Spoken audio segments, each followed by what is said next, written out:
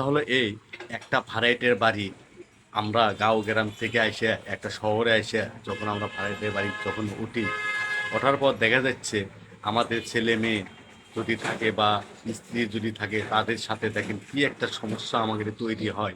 সেই কথাগুলো আমি আপনাদের মাঝে আজকে তুলে ধরবো। আপনারা আমার সাথে থাকবেন, মনোযোগ দিয়ে একটু শুনবেন।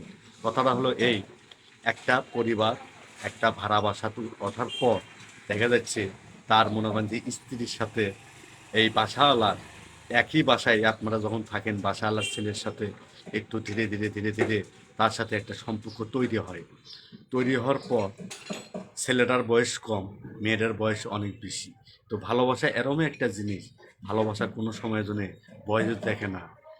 হ্যাঁ, তার কোনো বয়সের কোনো তারণ নাই।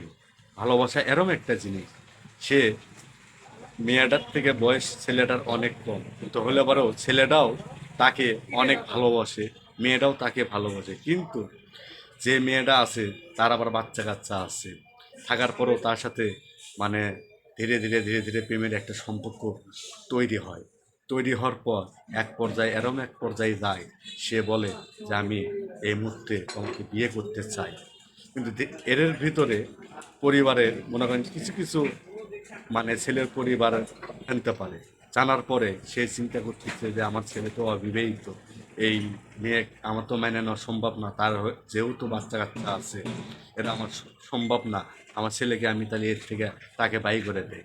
বাই করে দেওয়ার পর সে আবার শহর ছাড়ে না, সে আবার অন্য জায়গায় যখন বাসা যখন দেয়, এই ছেলেটা আবার মনে হয় যে বারবার ওই জায়গায় যায়। মেয়েটাও তার লোকেশন খুঁজে, হ্যাঁ, মেয়েটাও মনে করেন যে তার সাথে বিয়ে বসার জন্য অনেক চেষ্টা করে।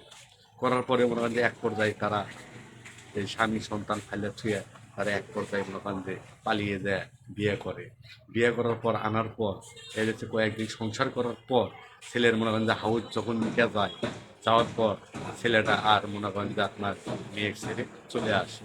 চলে আসার পর মেয়েটা পড়ে যায় ফাঁকা। এখন এই কুলো হারালো, ওই কুলো হারালো। এখন এই জন্য আমি বলতেছি ভাই, আপনারা অনেকেই আছেন, আপনারা যদি বাসাও যদি ভাড়া যদি নেন, একটু বুঝে শুনে বাসা ভাড়া নেবেন। হ্যাঁ, আর আমরা বলতেছি ভাই, এই যে কিছু ছেলেপেলেরা আছে, আপনারাও একটু হিসাব করবেন।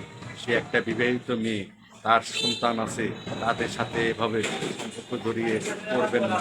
করলে শেষে এরম একটা ফেরকায় তারা অনেক ধরনের, অনেক বড় ধরনের সমস্যায় পড়ে গেছে। আপনারা আমার এই ভিডিওর মাধ্যমে আপনারা এটা একটু মানা চলবেন যে এইরকম সম্পর্কে আপনারা গড়ে উঠবেন না। আপনাদের কাছে আমার এটাই আবদার, আমার এই ভিডিওর মাধ্যমে আমি বুঝাতে চাচ্ছি যে আপনারা একটা বিবাহিত মেয়ে হলে, একটা অবিবাহিত ছেলে যদি হয়, তাহলে কোনো সময় জন্য আপনারা এই কাজ করবেন না।